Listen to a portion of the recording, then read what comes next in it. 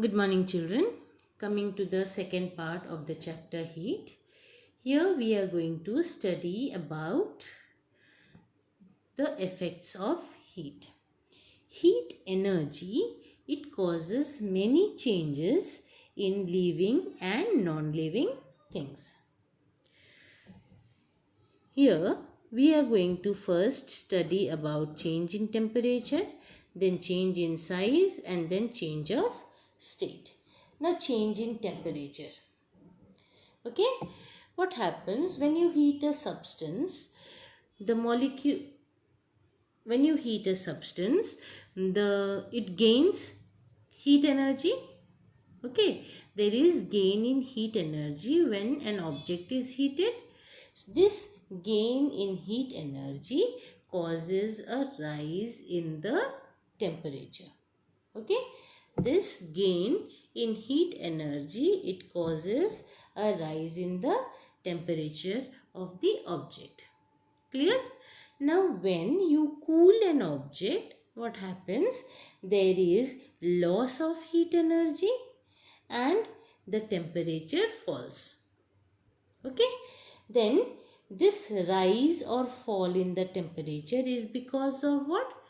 Rise of heat, rise in temperature of the object is because of the gain in heat energy, and fall in temperature of an object is because of the loss of heat energy. Clear? So the amount of heat that is gained or lost by an object is usually found by measuring the change in temperature of the object. Temperature, what is it? The measurement of the degree of hotness or coldness of a body. Okay, the measure of the degree of hotness or coolness of a body is called temperature. Okay, temperature is generally measured in degree Celsius or degree Fahrenheit. Okay, it is measured in degree Celsius or degree Fahrenheit. But then the SI unit of temperature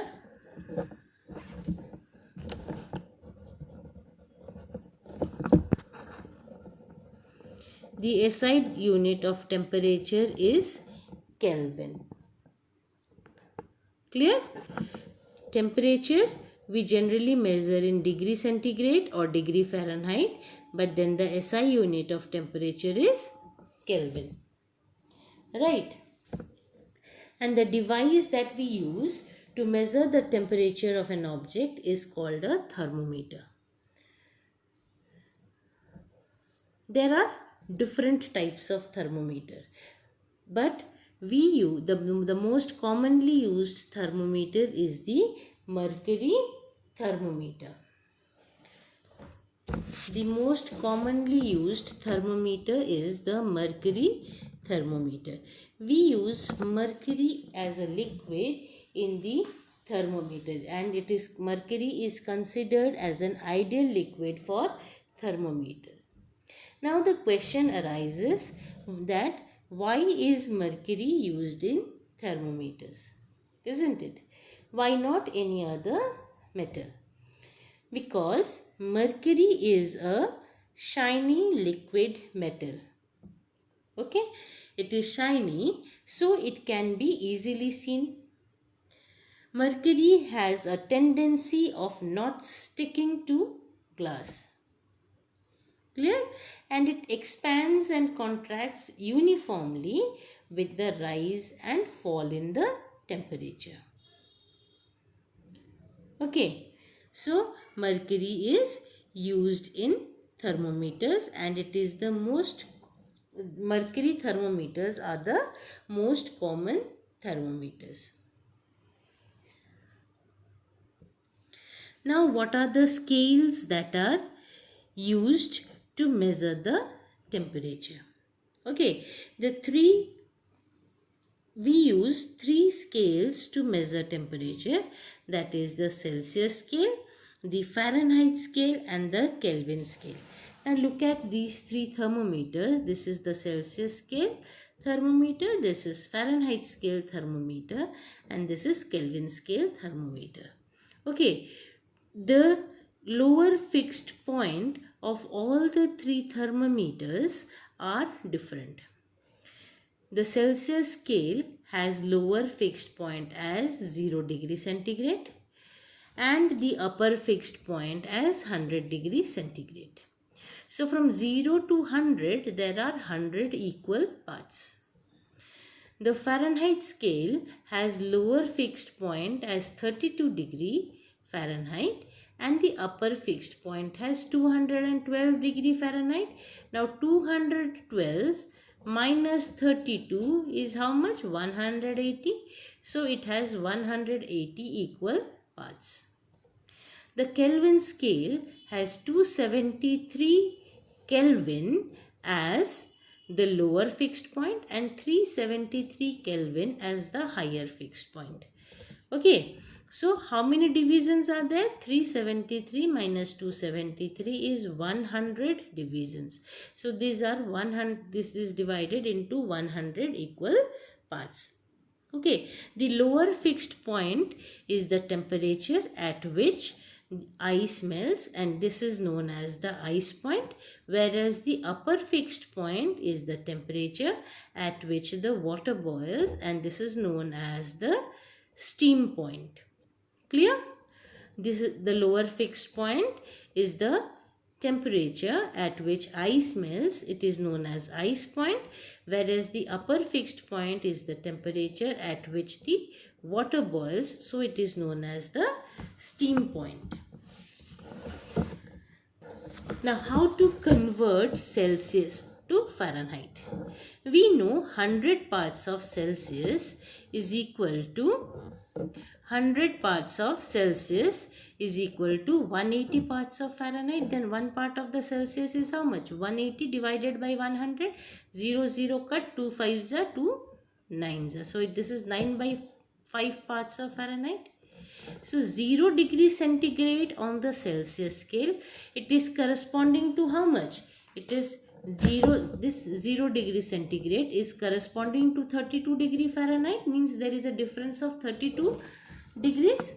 Okay, so we have to add this 32 degrees to convert to get the correct value. Okay, so Fahrenheit scale, when we are converting Celsius to Fahrenheit, this is 9 by 5 Fahrenheit temperature is equal to 9 by 5 into the Celsius temperature plus 32 because of the difference of 32 degrees. Okay, 9 by 5 into the Celsius temperature plus 32, and when we convert the Fahrenheit to the Celsius, it is 5 by 9 into Fahrenheit minus 32. How? You see.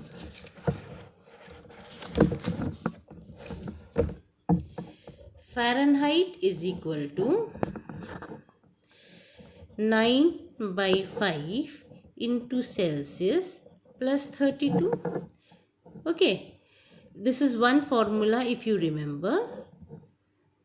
Then we can calculate for the Celsius scale. Celsius scale is equal to, this will go up over here, this will become 5 by 9 F.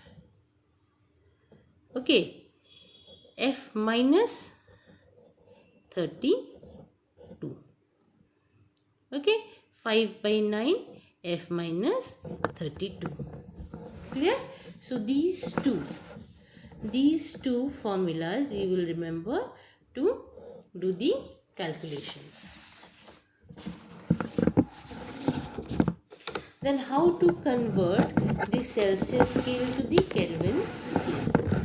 1 degree Celsius is equal to 1 Kelvin.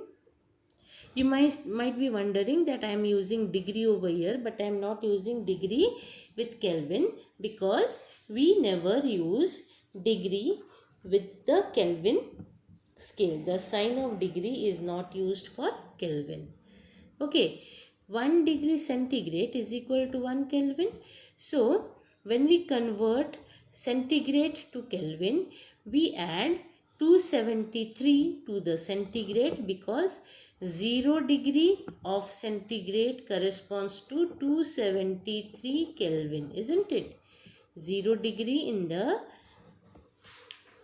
see, 0 degree in the Celsius scale, it corresponds to 273. So when we convert Celsius to Kelvin, we add 273 to it. Vice versa, when you convert Kelvin to Celsius, you will subtract 273 from it. Clear? Look at this example number 3. At what temperatures are the readings on the Celsius and the Fahrenheit scales the same? Let us take this common temperature to be X. Okay, that means Celsius equal to Fahrenheit at what temperature? At X. So Celsius equal to Fahrenheit is equal to X. Now we will use this formula. C is equal to 5 by 9 into F minus 32, and we will substitute this X. X is equal to F, X is equal to C. So we will substitute this X in place of C and F. So in place of C, X is equal to 5 by 9 minus X minus 32. When we solve it, you will see that X is equal to minus 40. That means at 40 degrees, the readings on the Celsius and the Fahrenheit scales are same. Clear?